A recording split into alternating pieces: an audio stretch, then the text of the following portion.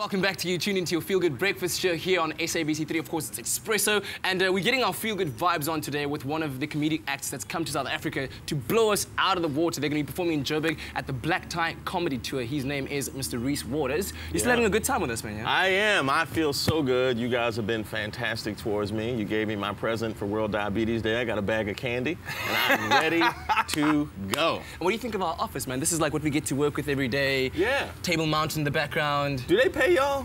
Or they just have you come up here and get the nice view? Because they wouldn't have to pay y'all. You know what I mean? Yeah, no, unfortunately they do. They do? Pay me, yeah. Oh, y'all got it's a a tough job, man. It's a tough job. Yeah. You've got a tough job. Come on, you've been here hanging out with me and having fun this whole time. Dude, I actually wanted to ask you something. So now that you're in South Africa, have you kind of adapted your material to suit a South African kind of audience, or do you still plan on delivering the same kind of stuff you do in the States? Well, actually, like a lot of the time that I've been here, you know, stuff pops into my head just about being here, and I figure that's the most natural thing to do. Like, for instance, I was riding around in Johannesburg a week ago, and I noticed how you always have people at the stoplights that come in to sell you stuff at the stoplights. A lot of those. We have in the States, but they'll sell you stuff like candy or water or something like that. Here, they're selling like home loans, like spots at the retirement village. Like, if people make that decision at the light, you know, now grandma's in the home because you didn't make the light. That's not fair. And wait, speaking of grandmas, I think you and I have something in common in that our grandmothers both played a very important role in our careers. Although mine was by mistake, but your grandmother kind of led you into comedy, right? Yeah, my grandmother is the funniest person I've ever met. She does impersonations of everybody in her town. And she was the one that really kept things light in my family. So she's the one that kind of introduced me to comedy, and she still affects my life today because she's the one that makes sure I stay away from white women. How does she do that? I mean, how does she do that? You're in New York City, By man. making it uncomfortable every time I bring one around. I remember I showed my grandmother a picture of my ex-girlfriend. Like, you buy a wallet, you're supposed to take the white people out first. I said, "No, Grandma, that's my girl." She's like, "How they get you in a picture with the white girl?" Oh, really? Are you know serious? That's illegal. Yeah. Oh, my word. Yeah. And so after you kind of got the notion of comedy and she was doing all these impersonations, how did your world evolve into this comedy world and, you know, where you became essentially a superstar, which you are now? Yeah, well, I got into comedy because I was a loser in high school. That's basically how that happens. Because if I had girls in high school, I never would have had to do comedy. I'd have just went into business and I would have felt fulfilled as a person. Yeah. But when you grow up kind of as a nerd, as I did, you got to find your one way to fit in. And my way was being funny. You know, so I would always do impersonations, and I was kind of like class clown and stuff like that. Yeah. And then when I went to college, or university, as you call it, which makes it sound way more dignified. I like that better.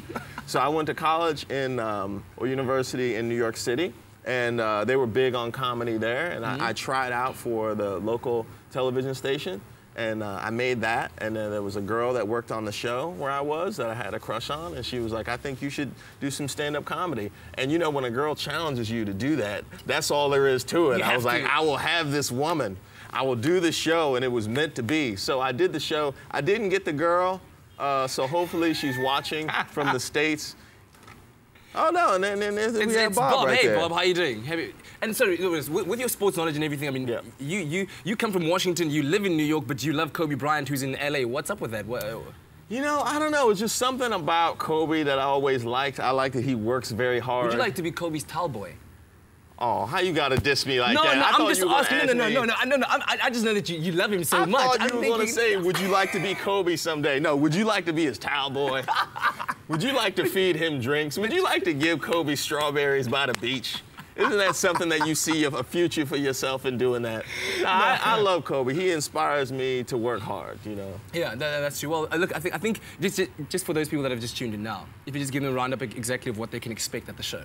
What they expect at the show is 6 of the biggest comedians in the States. I mean, it's Earthquake, Will Sylvince, Godfrey, Roz G, Ari Spears, and myself. And we all are bringing our experiences here, but a lot of us travel quite a bit. I know that some of us have been here to South Africa before. So just talking about our experiences all around the world. And a lot of us, we're very different. You know, like Aries does impersonations, and, you know, I'm more kind of observational humor. Yeah. So it's all around the whole map of comedy Cool. you are going to get at that show. Dude, I'm sure it's going to be a very, very great show. Do you get into a taxi this afternoon, like travel down Main Road into the main city? That might help you get some material in Cape Town. I'm trying to get some material in Cape Town. Hey, I entered that competition to take a picture next to an iconic landmark, and I tried to go to the District 6 Museum and take a picture yesterday and enter that, but it was closed. So I went across the street to Mavericks and I took that picture. But they didn't, I lost somehow. I lost. That's iconic, man. That's iconic, Reese baby. Waters on eXpresso. Oh my goodness, it can't be a better Monday than this. We'll see you right after the break. Stay with eXpresso and SABC3.